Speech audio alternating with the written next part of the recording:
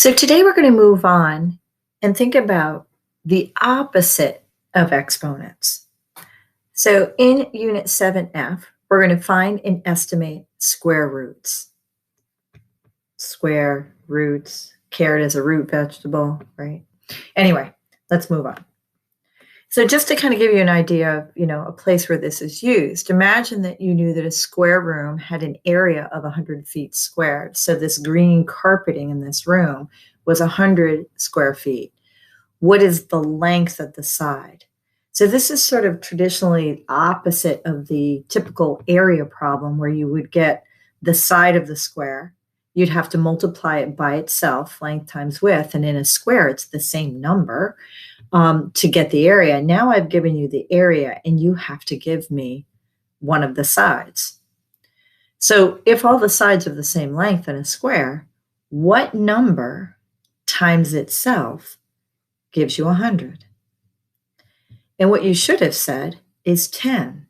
So 10 times 10 would give me the area of 100 feet squared. Oftentimes the mistake that is made here is that people just divide it by 2 and say it's 50, and they're thinking of adding. But remember, in our area formula, it's multiplication. So each side of the room would be 10 feet long. And basically what you just did is what's called the square root. So the opposite of squaring, the opposite of taking a side squared, would be to take the square root, and that's what we're going to talk about today. So a square root is shown by a radical sign. This is called the radical sign. Now, the number that's missing up here for a square root is an invisible 2. So just anytime you see this radical sign without an index, without a number in there, it's the invisible 2. The radical symbol is this black sign, and what is underneath the radical symbol is called the radicand.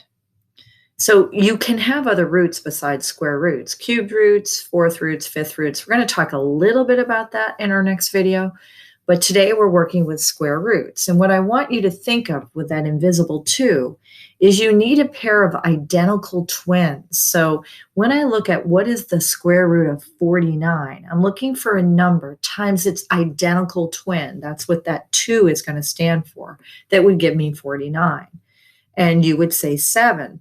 But I need you to remember that -7 times -7, a negative times a negative, would also give you positive 49.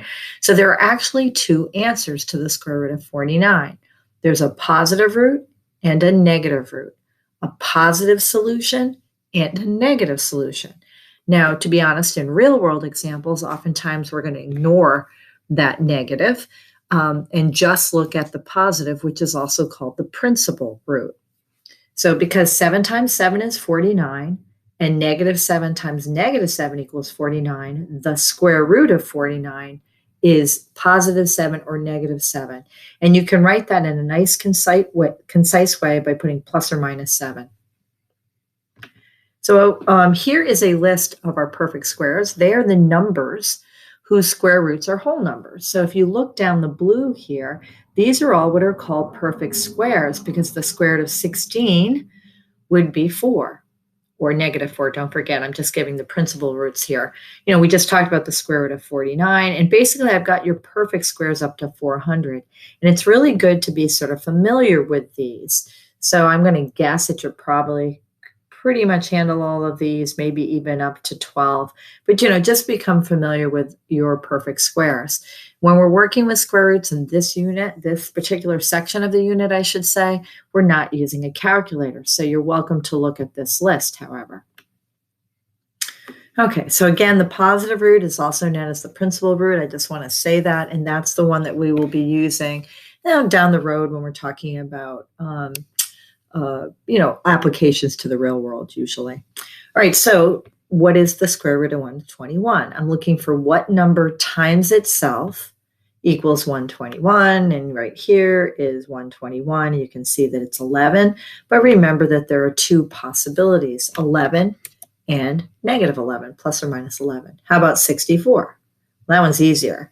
Square root of 64 would be plus or minus 8, not 32 Oftentimes when there's an even number and we're not thinking, people divide it by 2. That's not what we're looking for. We're looking for a pair of identical twins, 8 and 8, that would multiply to give us 64. Now, when you see this fraction, don't let that, freak you out. If it is a division, you can cut that root kind of across and look at it as what's the square root of 49 over what's the square root of 100. And then it's just like 2 problems in one. So the square root of 49 we did on the last slide, and the square root of 100, and it would be plus or minus 7/10. When we put a decimal in there, people will often kind of make a mistake. Sometimes you can see that perfect square hiding in there. When that perfect square is there, you can say, well, it has something to do with 5. Now the question is, how many decimals do I put in front of that 5? So remember that when you multiply 0.5 times 0.5, yes, you would get a 25 there. And there are 2 decimal places, one after each 0.5, which would be 0.25. So the 0.25 square root would be 0.5. Now, what do you think about this one? So oftentimes the wrong answer is to put 0.005. It should be plus or minus 0.05. And here's kind of a clue. Do you see how there are four places after the decimal, and it is a square root? Remember the 2 here? So 4 divided by 2, I should have 2 places in my decimal. So if you were to take 0.05 times itself, 0.05, you would see the 25, and there would be 1, 2, 3, 4 places. So a square root of a decimal that has 4 places will give you a decimal that has 2, because when you multiply that back, you will get those 4 decimal places.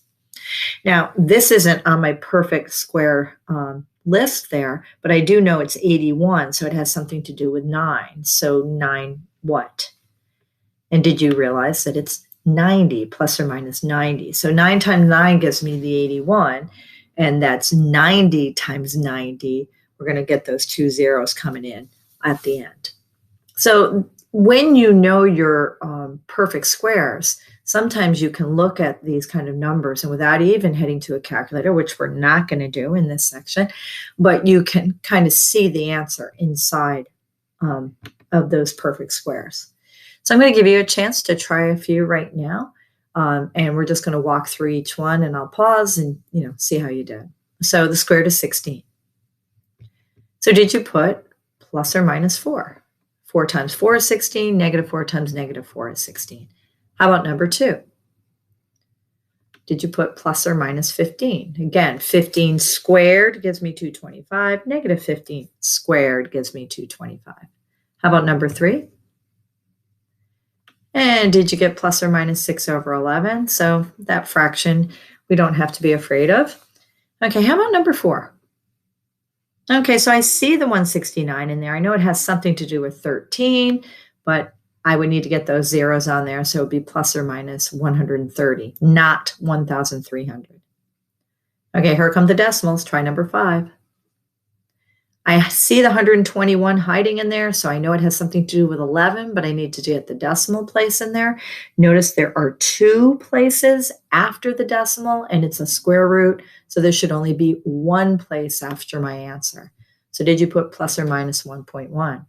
Now, to be honest, if you're uncertain, remember that the opposite, so when we take the square root to get back to the radicand, to get back to the number under the radical, you have to take your answer times itself. So you can always check yourself to make sure you have the right number of decimal places.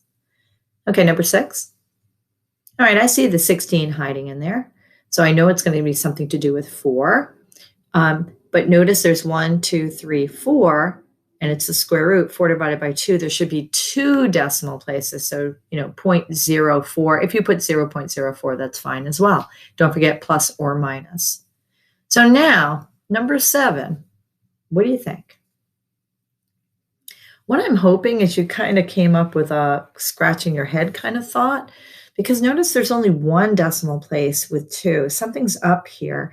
So you're tempted to say 0.3, but 0.3 times 0.3 would actually give you 0.09. So this one, unfortunately, is not going to come out to a nice number. I'm just going to show you what it would if be if you put it in the calculator. It would be plus or minus 0.948683298. It's an irrational number, and we're going to talk more about those coming up next. So just note that if you have one decimal place, we can't use this idea of figuring it out in our head from a perfect square. We're going to have to look at other methods. So speaking of other methods and speaking of non-perfect squares, at some point here you might have said, hey, what happens if it's not a perfect square? And so now we're going to talk about, again, not having a calculator. So we're going to talk about estimating. So 54 is not a perfect square. So we're going to estimate it, or you would approximate it with a calculator. But today we're going to talk about doing all of this without the calculator. So let's take that square root of 54 and think about it. And the first thing we're going to do is we're going to try to come up with like what whole number. Is it 8-ish or 12-ish, or what is it close to? So you think about the two perfect squares that this guy fits in between. So you go back to our list over here of our perfect squares. And if you find 54, notice that it's going to be in between 49 and 64. So, it's somewhere in between 7 and 8. So we're going to start with those two ideas of what's below it and what's above it. So the first perfect square less than 54 would be 49, and the square root of 49 is 7.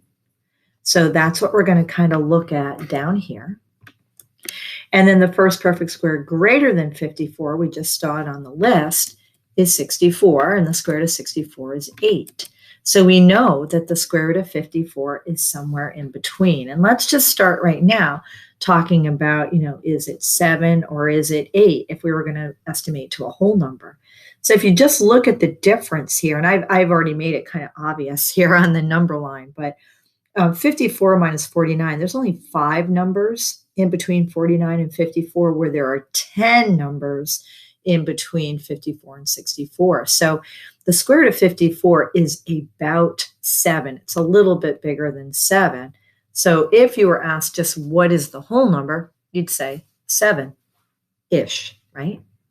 But what if we want to get, more specific than that?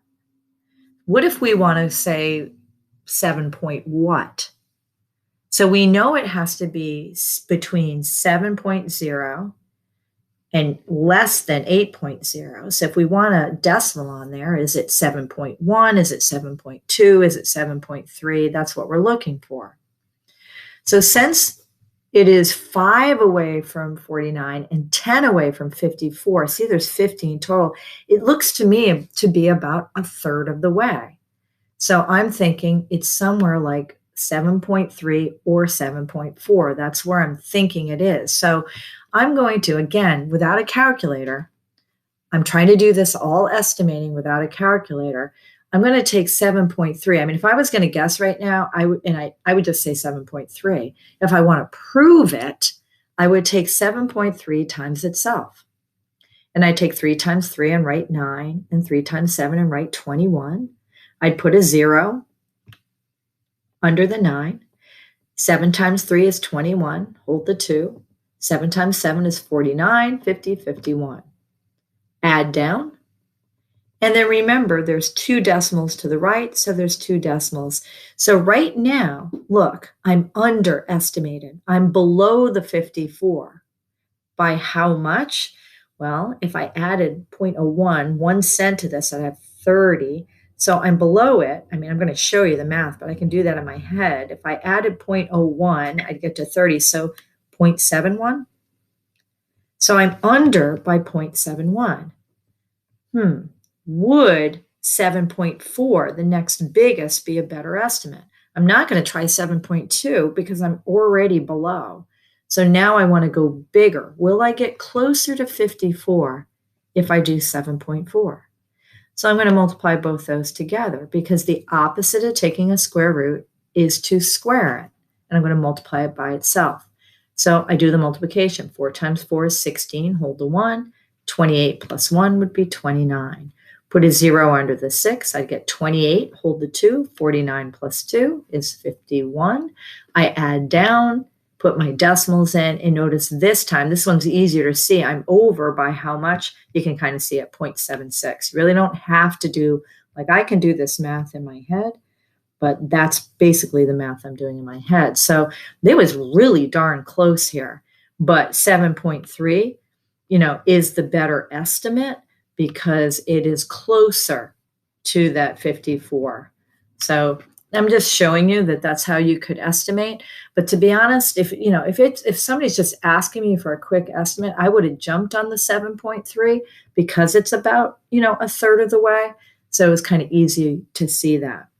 So I just wanted to talk about that estimating because it is an important skill to have to be able to go further. I mean, you could go again and say, well, now is it closer? What if I went to the 100th? I mean, so you could keep doing that, not that we're going to, but estimation is kind of a good skill.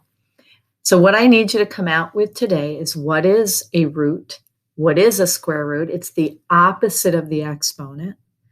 I need you to be able to know those perfect squares and be able to take the square root of those, and also to make an estimate, not only to the whole number as to which one is a non-perfect square closer to, but also to think one step further and can you put one decimal place on that?